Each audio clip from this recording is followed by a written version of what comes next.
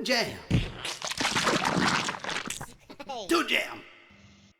Hello and welcome to Toon Jam. I am Matt. And I'm J-Man. And today we are discussing Super Crooks. Super Crooks. That's right, Super Crooks. If you haven't already heard or watched Super Crooks, let me tell you a bit about it. It is a Japanese-American superhero anime streaming television series based on the comic book series of the same name by writer Mark Miller. Or Mark Millar, some people call him. So I don't know what the correct way to say it is. But I like when people call him Mark Millar, so I don't get him confused with there's like a Mark Miller as well. Okay, so let's go with Mark like Millar. Differentiate it. Like, oh, okay, yeah, I know which one you mean. Yeah. So it's by writer Mark Millar and artist Lionel Francis Yu. The series was written by Dao Sato from Millar's story, and it was directed, by Motonobu Hori and his solo directorial debut. The 13-episode series premiered on Netflix worldwide on November 25th, 2021. It serves as a spin-off to Jupiter's Legacy. In June 2021, the live-action Super Crooks series and spin-off from the simultaneously cancelled Jupiter's Legacy was announced to be in active development. Netflix first announced that the series was in production with Studio Bones in 2019, and it was ready for its world premiere at the Annecy International Animation Film Festival in 2021. At its premiere, director Motonobu Hori explained that because the series takes place in part before the comic book series, Mark Millar provided additional backstory for Daisato to adapt, and Lionel Francis Yu provided younger character designs for Takashi Mitani to translate into animation. Tower Tay composed the music for the series, and the first 9 episodes of the series serve as a prequel to the comics and then overlap with the comic storyline for the last 4 episodes, which serve as a straightforward adaptation, with the series also set in the same fictional universe as the live-action Jupiter's Legacy, which, just to remind you again, was cancelled. So yeah, there you go. We've got some good scores for it, but before I move on to them, had you watched this before? No, hadn't watched it. It had popped up in my Netflix a couple of times to show me the trailer, and I was like, oh, I didn't realise that was a thing. Yeah. And that's as far as it went for me. Yeah, I sort of put on the back burner, really. Yeah, I've not seen it before at all. I didn't even know they'd done a series of it. And to be honest, I've read Jupiter's Legacy. I've not read Super Crooks. Didn't even know it was a thing, actually, which is weird because I'd say I'm probably better informed about comics than I am about cartoons, which I know for those that listen quite often is probably not that much of a surprise. A couple of idiots talking about cartoons and don't even know about cartoons. But I was surprised. I was just like, oh right, that one passed me by. Probably because once it got cancelled early on, just kind of lost all interest in any extra stuff about it. And I remember reading the last volume thinking it was rushed. Oh really? Yeah, so I kind of just went off it all. But yeah, so I've not seen this anyway. But you do have prior knowledge of the. Prior knowledge of Jupiter's Legacy and the world that it's set in. Yeah. Yeah. So that was I didn't know it even when I started watching it that it was part of that. So it was like, oh yeah, actually I did like this. It's quite cool. So yeah, interesting stuff. And an anime we've watched a couple of animes now. Yeah. But not loads. No, for saying that is obviously a wealth of animations that we could watch. Surprisingly, we haven't tapped into that at all. But the trouble is, a lot of them that we've watched, we've not got on with. Yeah, that's true. I think was there any we got on with? trying to think now. We did. There was Godzilla Singular Point not too long ago. Yeah, but we didn't really get on with Didn't really that. get on that. There was. What was the samurai one? We watched the samurai one. That was cool. Oh yeah. Is it like Yasagi or something? Yeah, something. Yasuka. Yasuka. Yeah, Yasagi Yojimbo. Yasuke. Yeah. That was like. I think we were middle of the road on that at best, weren't we? Yeah. I mean, I tried to watch a bit more of it and then just lost interest. Yeah. I think I ended up finishing it, but it was only just, so I could have something to put my eyes on while I ate food. Yeah. So hopefully, maybe this is a turning point. This could be it. This could be the one. Let's see. So first off, let's hit those ratings that I was talking about. And what I meant when I said we've got good ratings is we've got the full house of ratings. Oh. IMDb, Rotten Tomatoes, audience, and Tomatometer. Tomatometer. So first up, IMDb. What's your guess? I'm gonna go 6.6 on this one. Okay, 6.6. Mm-hmm. Okay, remember that number. 6. Okay, audience score for tomatoes. I'm gonna say 73%. Okay, and what about the tomatometer? Tomatometer 100%. 100%. On the tomatometer. It's an easy, steady guess. Yeah. Okay, right. So some brief calculations in there. yeah. Okay, so the IMDb rating, you said 6.6. Yeah. It's 7.2. Oh, quite a bit better. Yeah.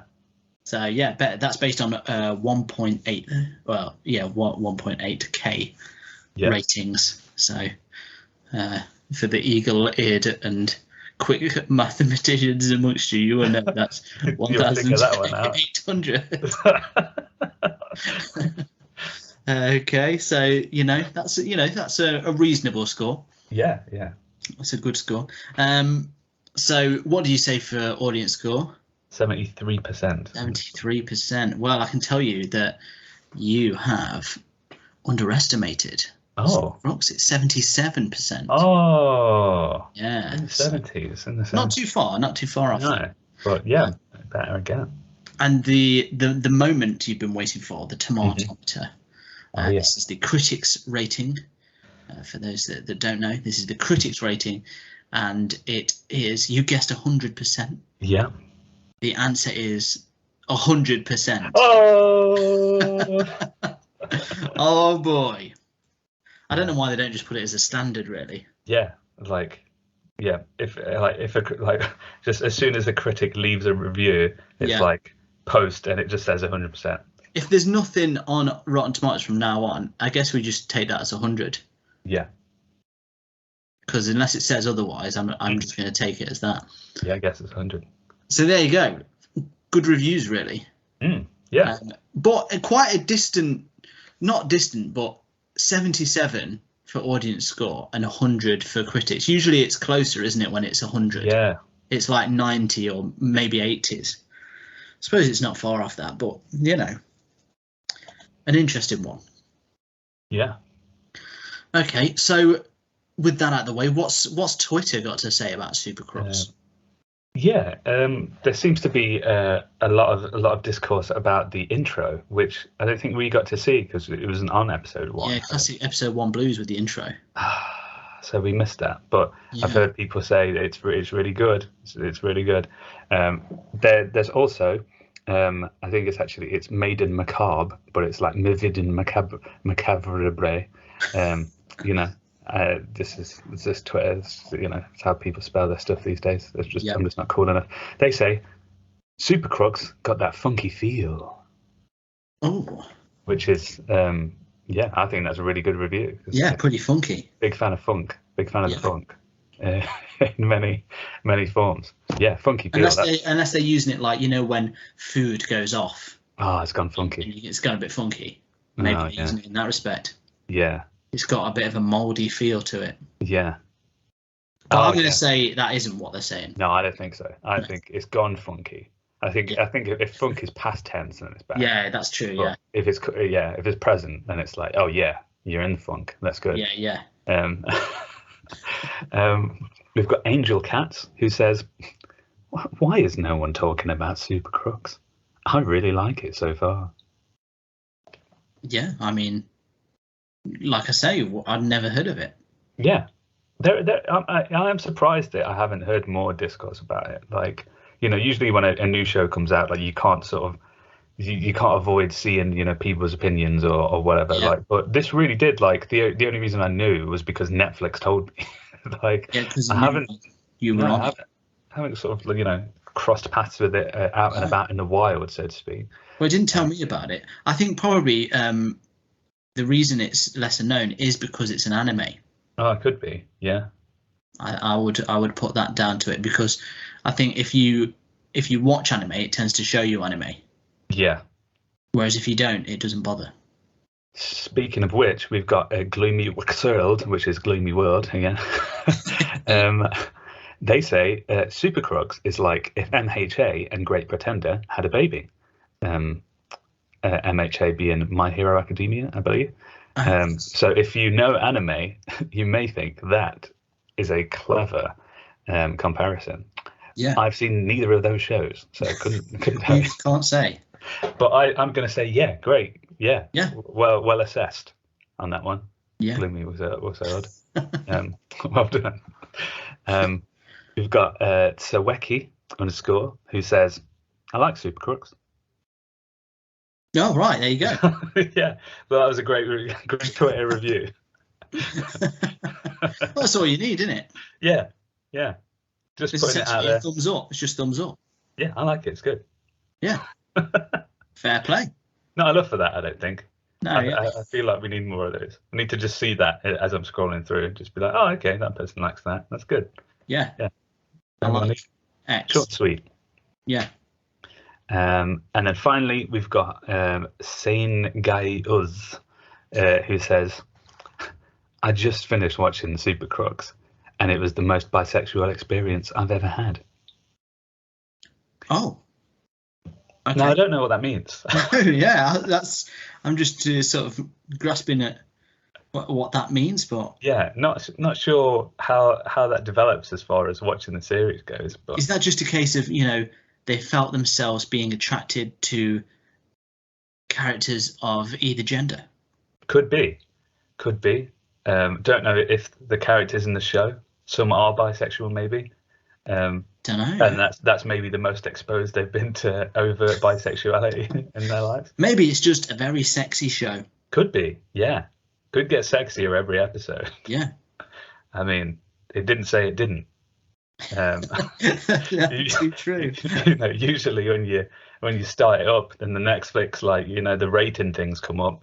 It says sometimes, nudity, whatever, gets sexier every episode, that type of thing. So yeah.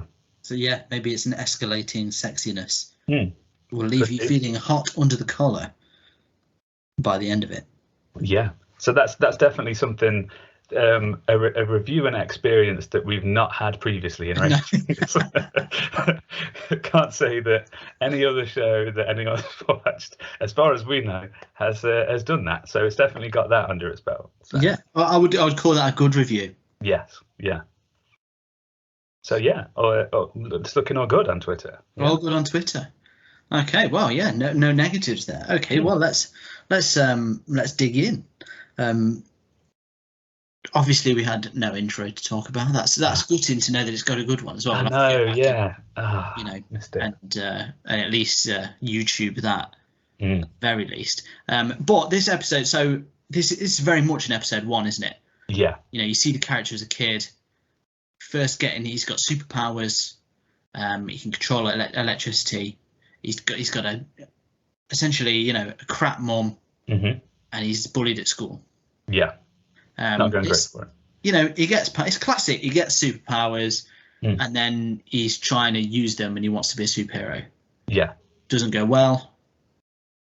So he decides at the very end, I'll be a villain. Yeah. In a nutshell, that's this whole episode. That is the episode, yeah. And do you know what? I thought the pacing on it and the story was contained really well in the time that it had. Yeah, I think so too. 20 minutes. You got all of that. You got the character, him and his mate. You like them both. Mm-hmm. You know, when I first saw his mate, I was like, oh man, I want to hate this guy. I became the bully. Yeah. He has got a very bullyable look, though, hasn't he? Yeah. I was like, oh man. By the end of it, I was like, he's actually hilarious. This guy's all right. Yeah, just a funny guy. Just good at drawing. Mm-hmm. Good friend. Yeah. Sticks by his mate. Yeah. Friendly fella. Yeah, I thought it was really well paced. Yeah. I think I was kind of afraid almost of, because we've got the sort of the classic setup of like you can sort of feel it now, like as it's going on, just the origin story of like we've seen this so many times. I was kind of like, oh, is this just going to get a bit like, like, is it going to do anything different? But I think the showing their friendship and like just it did manage to quickly get through all the things it needed, all the boxes it needed to tick to be like, this is the superhero origin story, but not in a way that really dragged, because I'm sure we've all seen films where it's like that's the first hour and 10 minutes of the film, and it's like they're only a superhero for like whatever. But I think we got to see him, in costume for a decent amount of time.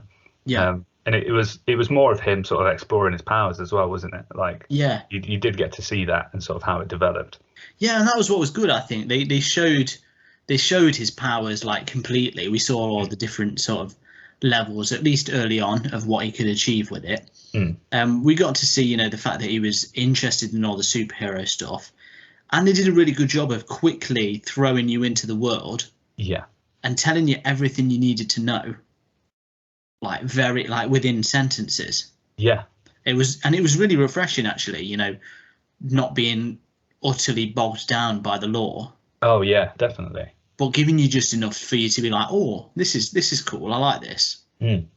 Like I say, I'd forgotten, a lot of why I liked the series in the first place. Yeah. So just having it quickly sort of, it's like, oh yeah, this is actually quite cool. It's pretty interesting, and there's like intrigue behind his character. We've already got a kind of like, who's his dad? Yeah. Sort of thing going on, and his like early journey straight away. And I think we've talked about it a lot in the last sort of few episodes. I think probably because we've done more adult themed cartoons in the last. Like this year, I would say. Yeah. But this it definitely is an adult cartoon, isn't it? Yeah. Yeah. But it does it in a much better way. Like it has elements.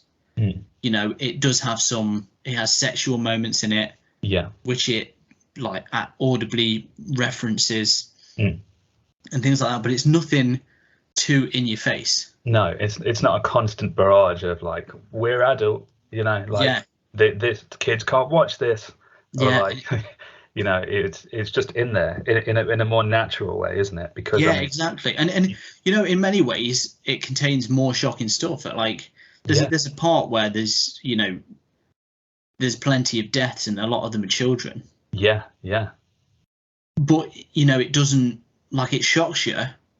But you don't think like, oh, this is gratuitous. You just think, oh no, that's what a horrible situation that is, sort of thing. That's it.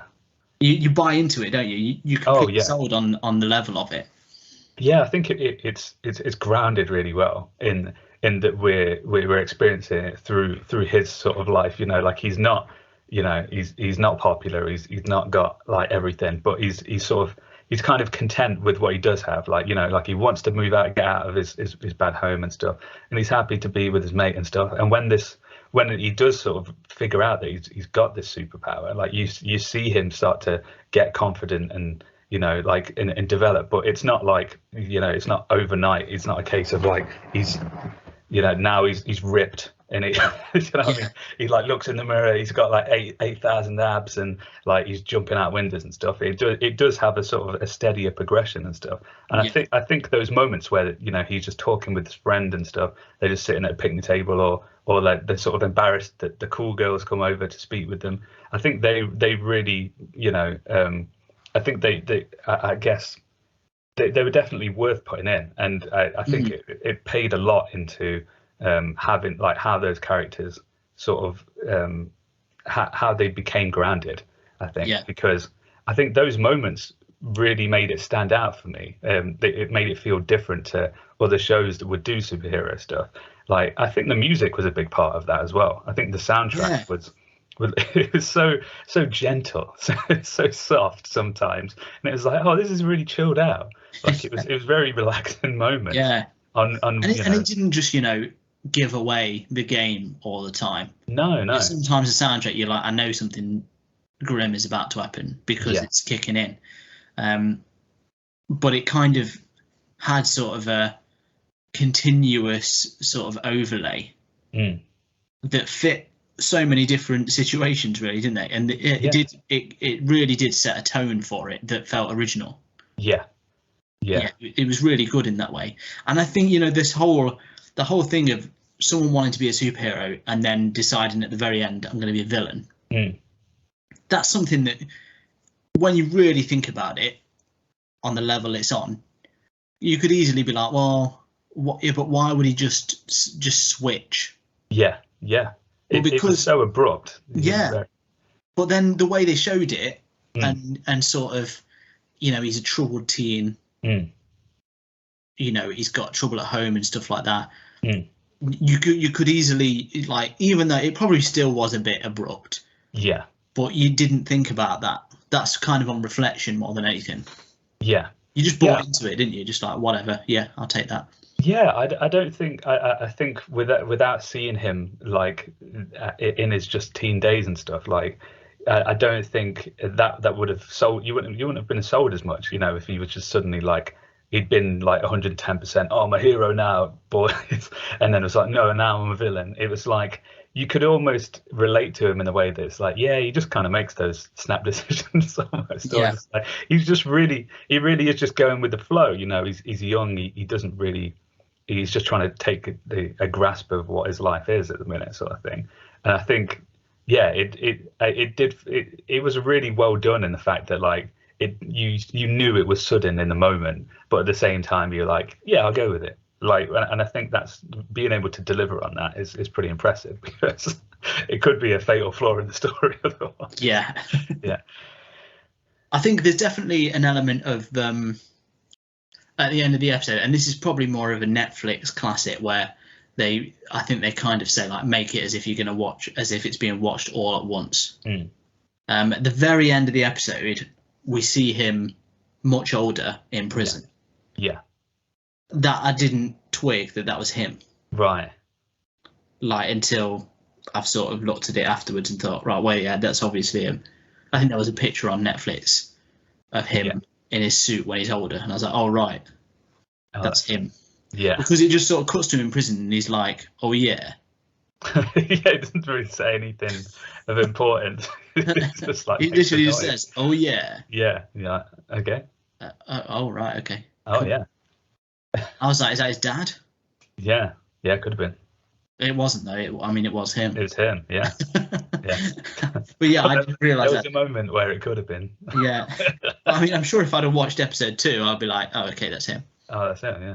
Yeah, it just felt really unnecessary. Yeah. It felt like, that's the classic Netflix. Get them to watch the next episode. Yeah, weird hook at the end. Yeah, but that's something we had in sort of Blade Runner. Yeah. Remember that the weird ending where it showed someone that we'd not seen at all? Oh, yeah. Yeah, that was... And it was kind of like, is this supposed to hook me in? No, I don't know whether that's an anime thing though as well, because thinking about it, they do, like, I don't know whether it's like a way that their programs are broken down, like as far as viewing goes and stuff. Like, it almost feels like there's going to be an ad break at the end of an anime episode sometimes, because sometimes you get like next on this series or whatever, and it's like, why am I watching this? Like, wouldn't I just watch the next one instead of like you telling me what's gonna, like, why would you have a trailer at the end of the weird? But sometimes that happens. It doesn't make sense on the way we view now, does it? Like, no, it doesn't. No, it's very odd. And this is a bit I mean it was a minor problem. It was just one of those things at the end where you're like, oh okay, okay, I'll take it, whatever. But I thought that's cool, really, that they spent like the whole episode on him developing, really, like, like sometimes it's either it could have felt like too much, but it didn't. Like I feel like I really got to know the character there. So then to have that, I suppose, to have that flip to then for him to be in prison, it's like, oh, all right, well, I guess guess things go south. And it's pretty cool, really, when you think about it. So this is the whole first episode. They did commit to that origin thing, which it's interesting that the majority of the series takes place before the source material. Which is quite cool, really. Like, you're getting more out of this than you would if you read the book, really. Which is always, that's interesting. But it's cool to think that this whole episode, it doesn't have any superheroes or supervillains in apart from him. There's no big battles, there's no big fights, there's no it's just him learning his things. And I think that sort of, the fact that it was kind of low key, that definitely made it feel different. As we said, like, there's something about that really felt nice. It felt pleasant. Like, I was just like, it's cool. A tone that I definitely wasn't expecting from it, because it did look kind of sort of like bombastic and stuff from the trailer and that. So it's like, oh, maybe it's just going to be all in sort of thing. But the tone again was very, very pleasant. It was good. Okay, well, let's stop rambling and let's talk about our reviews.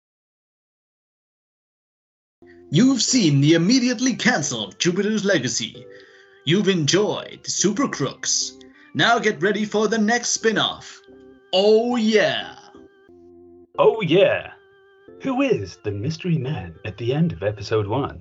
Is it a father figure, an uncle, a friend, another family member? Who could it be? And what is his purpose? And why on earth is he leaning on a jail cell door? Is he on the inside of the cell? Is he on the outside of the cell? Or does he just like visiting jails? This strange jail man could be any character with any kind of motivation. But just what is he hiding behind that goatee and darkened eyes? There's only one way to find out. In Oh Yeah. Oh yeah? Oh yeah. Oh yeah. Coming this summer to a Netflix near you. Oh yeah. Oh yeah! Okay, so here at Toon Jam, we have a 3-point rating system that goes as follows. Thumbs up, cool, chill out music. Oh yeah. Thumbs down, cancelling a show immediately as you release it. Why, like, what on earth is the point in that? And shaky middle, an anime conclusion. Not really sure where we sit on that one. Okay, so Super Crooks, episode 1. Your thoughts? Yeah, I wasn't sure how I was going to feel about this one going in, but I quickly settled into the chilled vibes and just the sort of like slow, sort of, I guess, suburban kind of pace of what was going on here. I really liked the characters, like, pretty quickly, and you felt for him at home when he's trying to watch his show and his mum comes in and interrupts him, and they definitely nailed down sort of like who the main people were there, and what they were about. And I think watching him steadily get these powers, that all happened in a way that was paced really well, especially for saying it's something we have seen a lot. But it was enjoyable to watch him go through his little montage of developing his stuff. And then there was definitely moments that were like, oh wow, that's sort of taken you back, the ending. There's a lot of, like we mentioned before, there's a lot of deaths that happen that, I guess that type of stuff will change him as a character, and definitely going forward, because he's in the future somewhere, and things could happen. He's behind bars. Where could what could have happened in that time? We just don't know until we watch the next episode. And so I think with that intrigue, and the fact that I really did like I really enjoyed the soundtrack, and for saying it wasn't full of action and stuff, it still, I was very much entertained throughout. I definitely will be watching more to find out what does happen. Mm-hmm. What does "oh yeah" mean in that context? So yeah, for me, it's going to be a thumbs up. Oh boy, there we go, back on top.